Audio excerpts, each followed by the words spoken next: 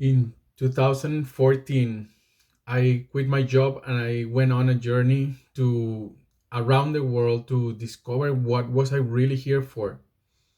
I was being called by nature, by something bigger than me to get out of my box and get out of my day job and get out of there and do something. And it was really this like big inner calling that shook all of my foundations and asked me to get out of there. And it wasn't from one day to another. It was a few years that happened before that. It happened throughout like 2 to 3 years where I started getting these impulses, and it will get really strong around the springtime and the summertime. And finally, after those 3 years, there was this massive impulse that I couldn't bear the pain, and I quit my job where I was working as a programmer.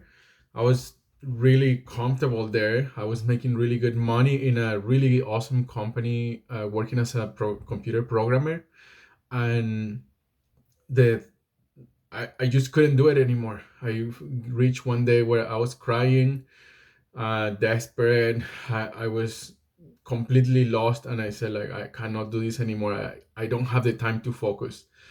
I don't have the energy to keep coming here and missing out on what's possible for me out there. Like really missing out on this big calling that I had to go into nature, to go connect with the plants, the trees, with the waters. And I did that. That was in 2014. And since then, I've been in a way looking for community, looking for groups of people.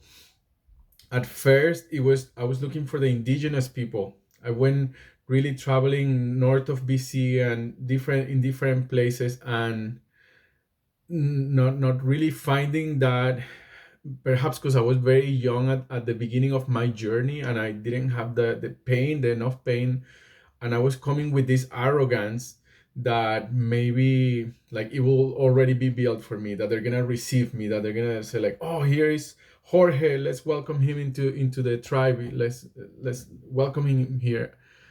I didn't have that pain where I had gone enough to places. I was expecting that would already be there, and what I found was something very different. I found different indigenous communities that were completely or in the big majority broken by alcohol and drug addictions, or this separation and division and scarcity of money, and a lot of mistrust and gossiping between people in the community. So I I continue looking for something that was meaningful to me. And at first I started with the indigenous people, then I went on a little bit bigger, looking for any sort of community that will be doing any sort of work with the human component, with this magic component, and also with working with the plants, working with medicinal plants. And I've been traveling since then, since 2014, looking for a community. And I've stumbled upon many other people in a similar journey, looking for community, in between the range of looking for community, being really interested in looking for living close to the earth, close to the water, among others, in a place where of sharing resources, sharing collaboration, and the people, and on the other spectrum, like people already doing it, people with communities, already with the land, with a project, and with a certain structure. So I've encountered in this journey all this range of different people, and it seems like it's growing. From what I've been sensing, is this is growing. The need for community right now is so big. The necessity for breaking out of this cycle that keeps us in the like in the division, because right now there is like even the family group is in this point of being divided. The mom and the dad, or the father and the mom, there is like a major crisis of single moms where mothers are working by themselves, and fathers are off doing something else, and they're working to bringing in the money, and they split the kid one weekend with this with the mother, one weekend with the father, and they go like the kid goes like a ping pong ball from one house to the other, one house to the other. And I've seen this happening over and over and over in so many different people, and this is insane. It's really insanity. And this is the necessity for community, for living together, for having roots, for having a cultural grounding, a cultural mm, reference point, or a reference point for the kid, for the children, and for the people that they belong to something, right? A reference point that gives you a reference about where you are here and now. And in all of my journey, I have not been able to find anything like that. The places where we have been into, especially since the last 7 years after we had our first child, we had our first child, and we said we need community. We really need to manifest this community. My partner and I were in this journey of looking for our people, looking for the people that we felt a connection with, and that they were already doing a community project. We looked in Ontario, Canada. We went down to Colombia to explore. We're thinking like maybe it's the culture. The culture in Canada is not so great. It's not rich. There is a lot of scarcity, and like people are not so connected. So we decided to go to Colombia, and we started looking in Colombia. And over there was also not a connection. It was really, really so different. And also, I still had some of this expectation that we it will be already built there for me, and that we will be welcome home, which would have been nice, something like that. And it didn't happen. There wasn't that. Here is the obvious place where you're arriving. This is your family. You're here. And we kept looking.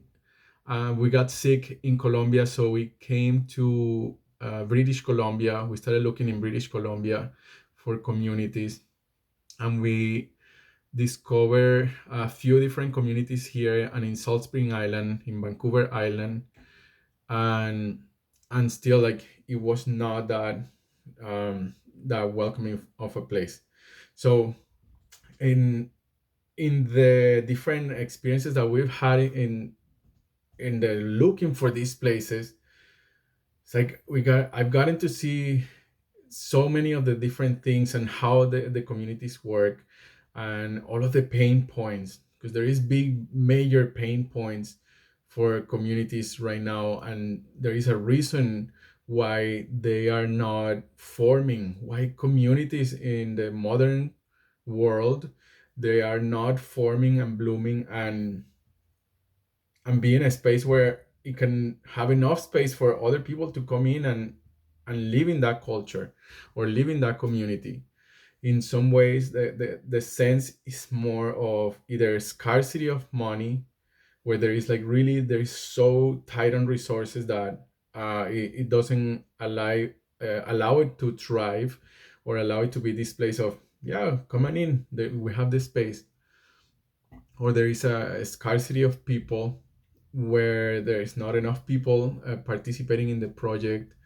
Um, there is a lot of problems that we found with drugs, or not, I wouldn't call them drugs, but like substance abuse, where there is substances that are being used for not feeling, or for altering your feelings, altering the perception. And this has been my own problem that I have brought into the communities, um having been like a heavy cannabis and tobacco user. uh, but this essentially creates a, yeah, like a problem in communication. And the other problem has been regulations, like government regulations have been a problem in. So really there is a, like, the list for why communities are not working is massive. So it's really motivating. We are there, people that want community are there, we are showing up, and there is people creating community. I've even found people that in communities that seem thriving, that seem like, oh my goodness, they're in heaven. They found their heaven. They found their location. They have people to work with. They live right next to the river. They have all of these different collaboration and events that are happening. And still, I find that people get overtired. They get burnt out from community. They get essentially, yeah, like out of there. They want out of there. So what does it take? Really, what does it take, and what are the tools that you can have now as a village builder, as a community builder, to come into your own project, to create your project, to start looking for your people, and that when you find your people, that you are able to coexist with them, that you're able to live with them, that it works. And what I experience and what I've seen is that if I haven't done enough of my inner work, if I haven't cleared off my energetic field enough, I'm still easily emotionally triggered. I don't have clarity about my emotions, or I don't know how to be in a group. I don't know how to use my voice to say what I want. I don't even know what I want, like these things. Then when you encounter your people, it's not going to work. Even if these people are welcoming you, even if their people are open for you to be in there, uh, it's not going to work. Um, so it takes a few steps of stepping into that part of yourself that is actually preventing from being in community, the part of you that is committed to being alone, to being by yourself.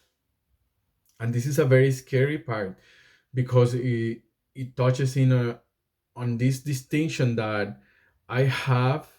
What I have is what I want. So what I have is what I want. So if I'm living a life without a community, without people, it's because this is what I want. Ultimately, I have a commitment, unconscious or conscious, to stay out of community, to not live in community. And that if I wanted that, I would already be living in community. But there is a part of me, and perhaps a part of you, that wants to create community, that is committed to living alone. This is the lone wolf strategy, which it's about, not where you don't trust other people, or you have a very hard time trusting other people, and that you have this experience that when you trust other people, they're gonna betray you, and then you better not trust them, or you trust them only this much, because if you trust them that much, then they're gonna hurt you, or that you're gonna get really hurt. And all of this programming that we carry on from our childhood, from the past, from being raised in modern culture, we carry that on into our intention of living in community. So in this video, I want to give you an exercise that you can do to start right now.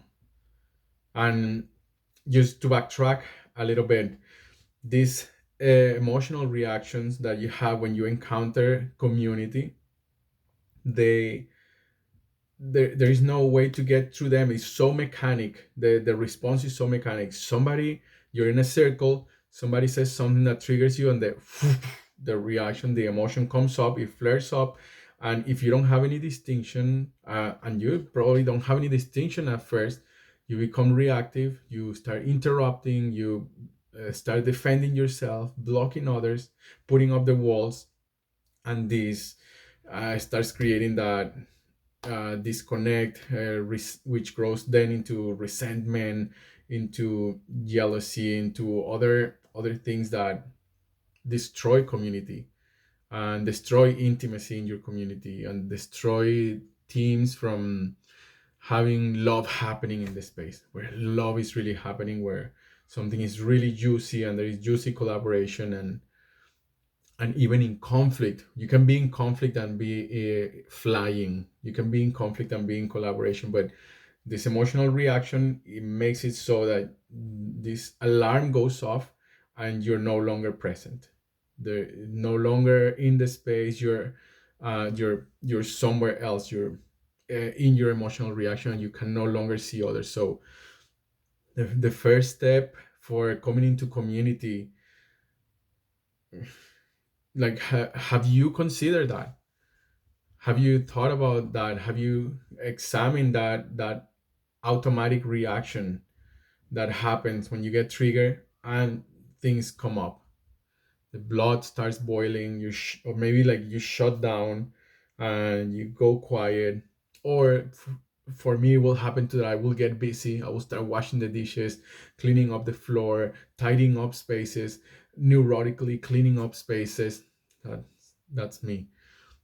And I will start like avoiding anything that is related about feelings or conflict. I will be avoiding conflict, especially if there was something that was bringing up conflict inside of me and something that somebody else said that it didn't resonate. I will avoid that, and I will just be the good guy. I'm cleaning up. I'm doing my work. So these are things that, with time, they destroy the intimacy that's happening, that is possible in connection with others. So really the first thing is to learn how to breathe. I mean, and I'm going into solutions too fast because there is so much, this is so much pain, because this is something so big, because so many people and community and intelligent people, these are genius people that are putting these things together, these villages together, uh, intelligent people that have these big hearts, and they're listening to spirit and listening to the plants, and still they come into the creation of these communities and they fail, they crash down, they get consumed by all of these different things that consume intimacy. So this is huge, this is not a simple task. So it's not like you can just learn how to breathe or learn how to center yourself. Or so the first part is being with this pain about not being, that there is something so big inside each one of us that is preventing us from creating community and forming community. And that this will be a starting point, that you start there, that there is something huge in the outside and inside that is preventing us, or preventing you from creating community.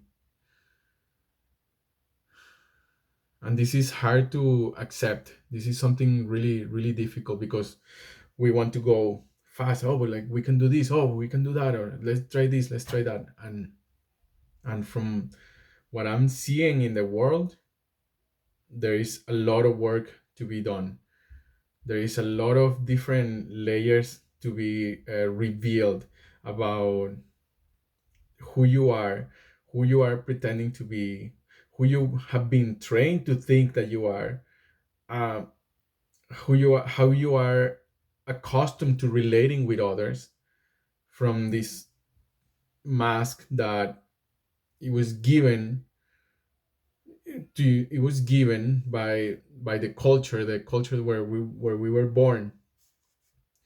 And to really go through the layers of that, and all of the feelings and emotions that come with peeling off those layers together in relation with one another, going through the layers of that, and really allowing these different parts of yourself that have not been seen perhaps in your whole life. Perhaps your whole life you have been hiding this part of yourself that is so big, that is so clear, that is so on purpose, that is so committed, that it hasn't been seen. Like your parents didn't see it, your grandparents perhaps didn't see it, and what you what and it's probably been a lifetime of hiding away that part of you that is so big, that is capable of taking space, of being happy, capable of being angry, and having like a clear purpose of being in the world. And so it takes that going to the layers, to this remembering process for discovering that that place where you can be with yourself, and that discovering that place where you can be with yourself in all of these feelings and emotions. It creates a space for you to be with another. It creates this groundedness where you can be with yourself, experiencing 80% fear, and you'll be okay. You'll be okay experiencing that much fear with another. And that you can be with another person who is experiencing 80% anger, and that you can be with them. And it's not a magic trick, or it's not like this like super fantastical secret. And it's so much in our beings, in our programming, to react to other people's feelings, and to, in a way, protect ourselves from feeling.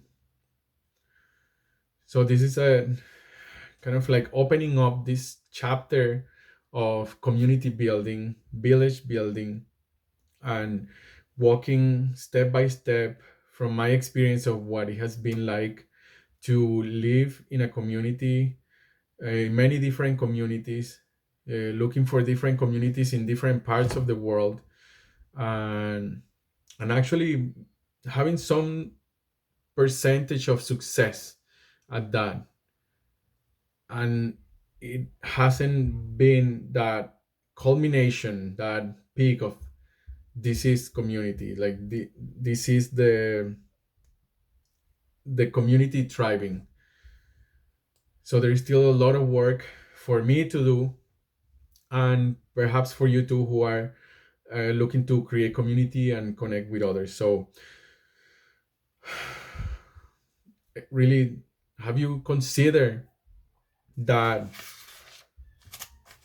let me see, have you considered that these mechanical reactions, these automatic reactions, that there could be, that could be the fault, or that could be the thing that it's defending itself against being with others. and and then how do you deal with that? What is the strategy? So these are the questions that I'm living with. Like, okay, how do I get my to be in this community fully alive, fully with my voice, with my clarity, and still be able to participate in a way that it works for me, and it works for the community, and it works for the earth, and for all the living beings. So this is my exploration of this territory. Thank you for watching, and I will continue this in the next video.